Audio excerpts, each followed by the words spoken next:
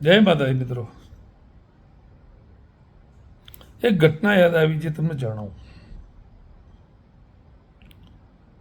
સુરતના ટેક્સટાઇલ્સ માર્કેટની અંદર ભયંકર આગ લાગેલી. ઘણો સમય થયો, કદાચ 2-1 વર્ષ જેવું થવા આવ્યું.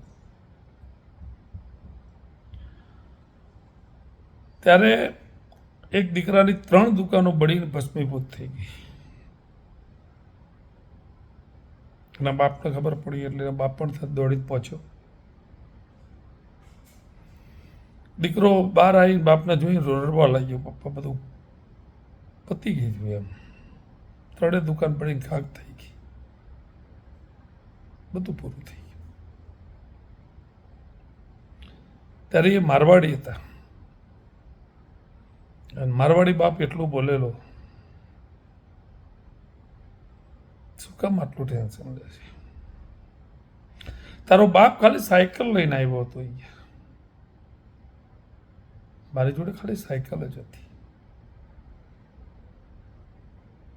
અને હજી તો આપણે ભાઈ ઘણું છે. ટેન્શન ના લે, જે તારો બાપ જીવે પાછું ઊભું કરીશ, હું શું તારી સાથે.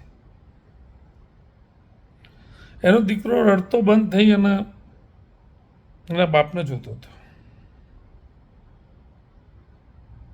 એક અલગ વિશ્વાસથી પાછો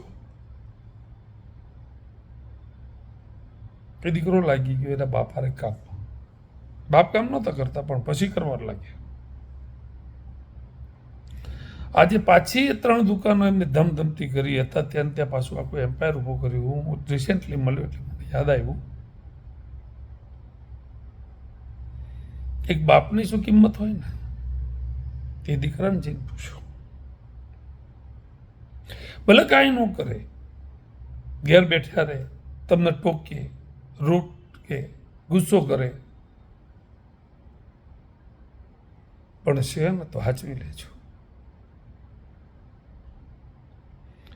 એનાથી મોટી હિંમત અને એનાથી મોટો શુભચિંતક તમારો બીજો કોઈ હોય જ ના શકે.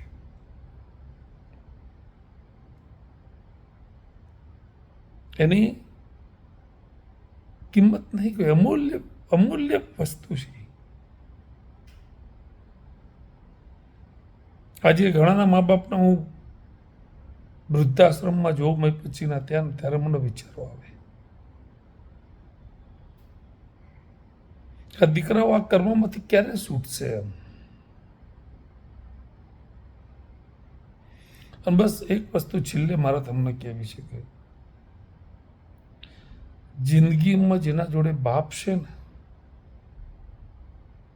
એટલે એટલું યાદ રાખો કે તમારી દરેક મુસીબતો સામે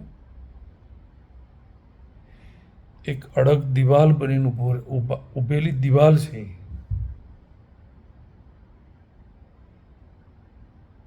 તો જેના પણ ઘરમાં બાપનો આકોટો હોય એને સાચવી લેજો, ભગવાન રાજી રહેશે. એનાથી મોટું આ દુનિયામાં તમારા માટે કોઈ નહીં. જેને પોતાની આખી જાત ઘસી નાખી, આખી જિંદગી મહેનત કરી તમારા માટે એક રસ્તો બની આપ્યો છે, તો સાચવજો એને પ્રેમ બતાવતો નથી આવડતો, અને આપણે પણ એમને પ્રેમ નહીં બતાવી શકતા. મને પોતાને યાદ નહીં કે મેં મારા પપ્પાના ખભા ઉપર હાથ મૂકીને ક્યારે હું ઊભો રહ્યો. પણ શું મારી જોડે, તમારી જોડે હોય તો એની વેલ્યુલેશન કરજો ને એને સાચવજો. એનાથી વિશેષ તમારા માટે દુનિયામાં કોઈ શુભચિંતક હોઈ જ ના શકે. અને કદાચ કોઈ બીજા ભાઈના ત્યાં રહેતા હોય ને તો પણ મળતા રહેજો,